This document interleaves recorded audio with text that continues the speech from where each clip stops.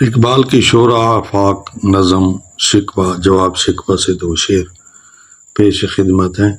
کس کی آنکھوں میں سمایا ہے شعار اغیار، ہو گئی کس کی نگاہ طرز سلف سے بیزار۔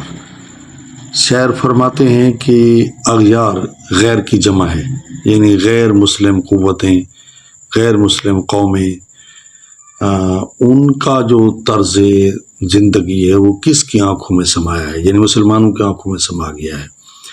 اور اپنے جو اسلاف جو بزرگ گزر چکے ہیں ان کے طرز زندگی سے ہمارے لوگ بیزار ہو گئے ہیں، ہمارے نوجوان بیزار ہو گئے ہیں، ٹھیک ہے نا۔ تو یہ بھی تنقید فرما رہے ہیں، علامہ فرما رہے ہیں کہ غیر مسلموں کی بدعتوں نے کس کو اس طرح متاثر کیا ہے کہ اس نے ایک طرح سے اپنا عقیدہ شمار کر لیا ہے، اور کس کا دل ہے جو بزرگوں کے طرز عمل سے بیزار ہو چکا ہے، نفرت کرتا ہے۔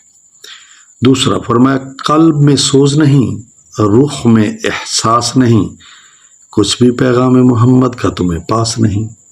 سوز یعنی عشق کی حرارت، پاس لحاظ، قلب کے معنی ہے دل، ٹھیک ہے نا۔